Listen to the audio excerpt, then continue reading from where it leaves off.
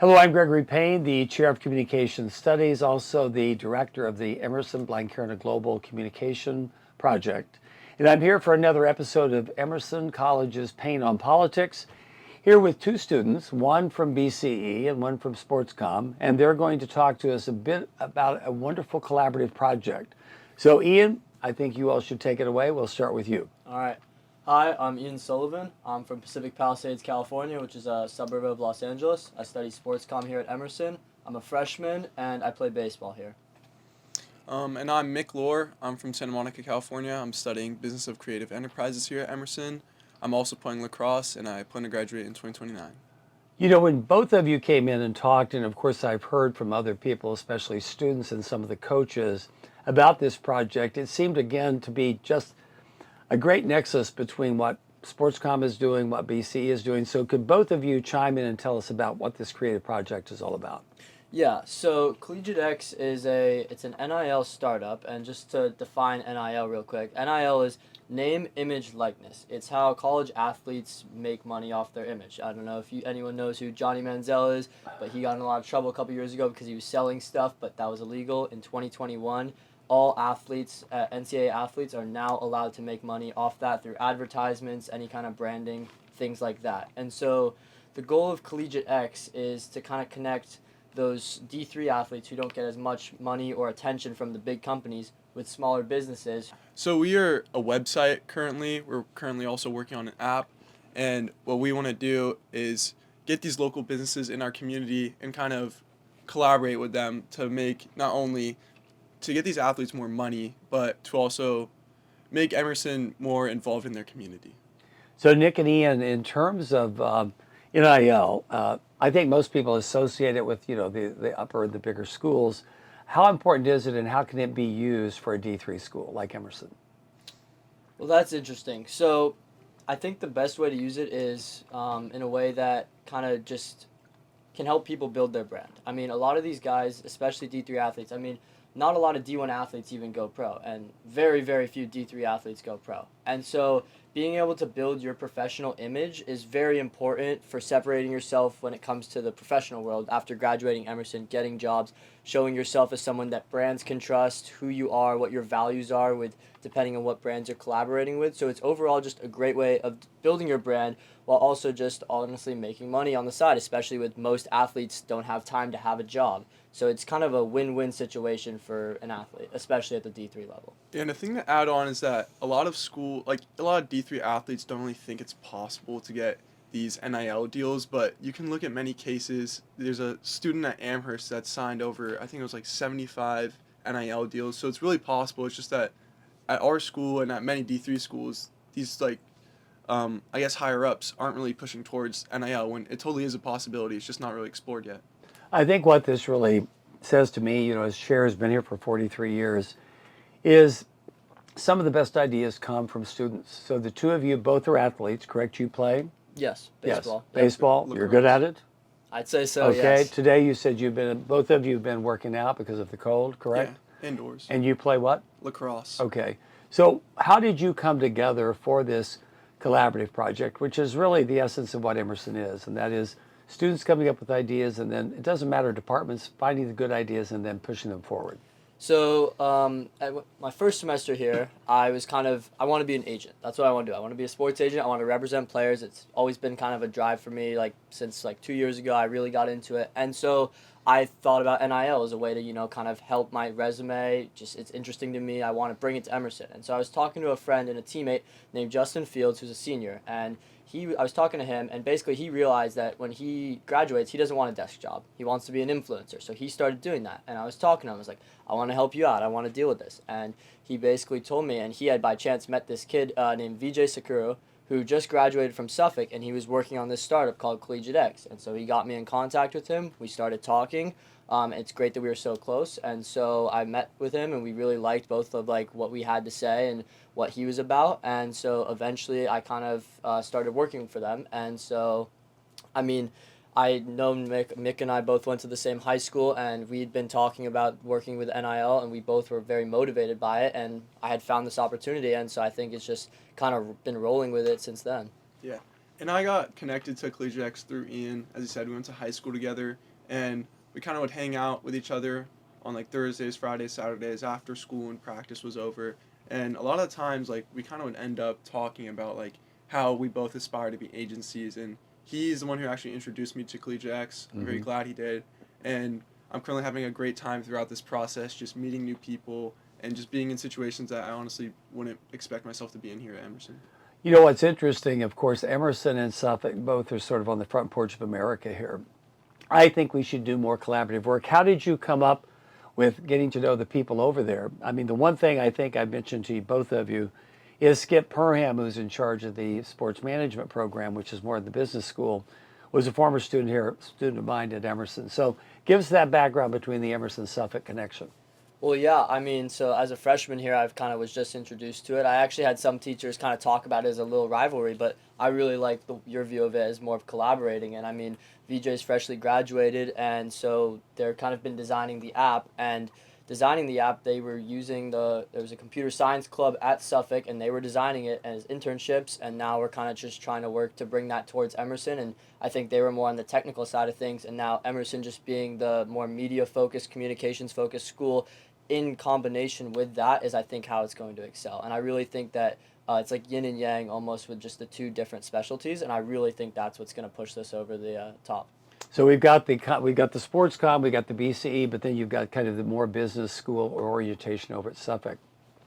From your perspectives, two people that are carrying this torch, how does CollegiateX help at the athletes as well as businesses in the area? So from a business perspective, the platform is free to use, and it serves as a database to look at players that are trusted, have been vetted as good images, and would be good for their business, especially in the sense that these small businesses aren't going to be reaching out to these giant influencers. They don't have the money, and it's not going to do much good for them because they're located in a region where like someone who sees something all the way across the country isn't going to come and see that. But athletes serve as, especially D3 athletes in the city, serve as a great way of doing that. And so the fact that they're trusted on the service, and that I think the real thing to emphasize is that with Emerson, there's going to be a lot of connection with kids who are skilled in media, marketing, and PR and anything in between. So that really serves as a platform for them. And then on an athletic side, I mean, the platform is free to use, and kids are honestly, and I am, and Mick is, and you're on your phone a lot. And so it makes it a lot easier than, having to deal with reaching out to people. It makes it very seamless, streamlined, I think is how I describe it, and it tracks everything. You can kind of browse with what kind of deals you'd want to find, and I think that's what really makes it unique. Okay, one thing that of course, being in communication, oftentimes the association with an image or brand or whatever will have an impact on both. So from your perspective, you might have businesses that are concerned with the image. How are you going to deal with that issue in terms of the credible athlete that you're pairing with that business? So our CollegiateX is currently working on a program. It's kind of like, imagine alcohol EDU. Before you start college, you have to go through it to get into the college. We're doing like a process where we kind of have videos to train these athletes how to show their image online and how to not, screw up in the beginning stage so you can ruin this whole marketing campaign. Right. So is that something that you're doing here at Emerson? It's at both Suffolk and Emerson, or is that in the beginning stages?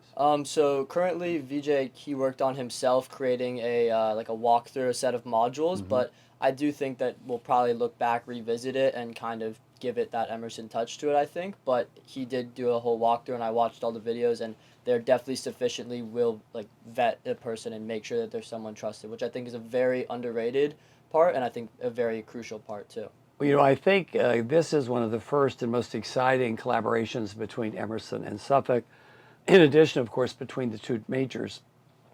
I'm wondering, as we look down the road, one thing that I was excited about was the enthusiasm that both of you have for this. It really tells us that this is not about silos, even within schools or within the university community. When you think about it, both of you, you know how passionate it is for Emerson with regard to this 2030 plan. Yeah. We're going through our own strategic plan in the department as we address the needs. From your vantage point, and I know we both talked about it, President Bernhardt wants us to really embrace that. How do you think that this exciting project that I share your excitement with, how does that embrace Emerson 2030? I think it's a perfect alignment with that, to be honest. So what you were just talking about with the silos, I mean, I'm BC, or he's BC, I'm sports comm, we're working together. We also plan on creating an interest group, or we have, and planning to make that an official organization called Lions Connect. And the goal of Lions Connect will be connecting athletes with people who are VMA students, marketing students, PR students, any creative at Emerson that can kind of really buff up the athlete's image, and it gives everyone involved some sort of professional portfolio working together on a bigger project. And I think that's what's really important. Another key factor that CollegiateX will help with the 2030 initiative and Lions Connect is that bolstering our connection in the greater Boston area and the community. And with small businesses, especially in regional businesses, it's not like we're just partnering with giant conglomerates. We're working with people who have been a part of this community for a long time and strengthening those ties, which I think is extremely important, and I think is what this does perfectly. Yeah, and Lions Connect, it will create a space that I think hasn't really been possible or as accessible before at Emerson. Like, we see kids in journalism, marketing, film, VMA, and they're going to be in this club with athletes. And not only can this create great like work experience and hands-on experience in college, but it can also create relationships that haven't really been seen before at Emerson. So I think what you're enhancing is the next generation promise of the Emerson Mafia, and also maybe the people over at Suffolk like Skip. My question to you, have you worked a lot with the coaches? I mean, this is kind of a ground floor thing. What has been your approach in terms of popularizing this concept at Emerson? So baseball, as you know, we have kind of been in a weird spot with coaches. We just got an official coach. So I've been talking to the interim, Henry Butterfield, about it, and he loved the idea of it. And I think he's trying to stay on as an assistant. So I also plan on talking to my new coach, Coach Uberti, and we had a meeting just an hour ago, and he was talking about how he's really interested in us doing stuff for the community and not just being baseball players. He really wants us to be well-rounded people and players. And so I think this perfectly aligns with it. And I've not yet to talk to him about it, but I know this would be something that's up his alley. As well as that, we've just kind of been talking to people we know who are athletes across different sports, volleyball, soccer, lacrosse, basketball, and there's a lot of interest. So we've just really been trying to generate signups and just spreading the word at the moment. Right. Now, have you been talking to other colleges within the area, or is this just sort of putting your blueprint together now? We're kind of just putting our blueprint together now, but we definitely will be focusing on other colleges sooner than later. Well, this is a very exciting project. I'm glad that you came on board. I know that Communication Studies, Sports Comm, and I know that BCE is proud of that. Of course, one thing that the School of Communication likes to do is to foster this type of collaboration. So I'm hoping that what you'll do is keep us surprised. You'll come back on PayneonPolitics. I think if we can get Skip and maybe get your colleague over at Suffolk to come, we can come and sort of talk about the beginning of it. But once again, I would say hats off to both of you. You really epitomize leadership. You epitomize, once again, the reason I come to college every day, I think I'm a senior at this point, is because I can learn from people like you in terms of what makes Emerson so special. So thank you for embracing what I think has been the motto and true, especially with your project, and that is expression necessary to evolution. Thanks again for coming on PayneonPolitics. Thank you. Thank you so much. Take care.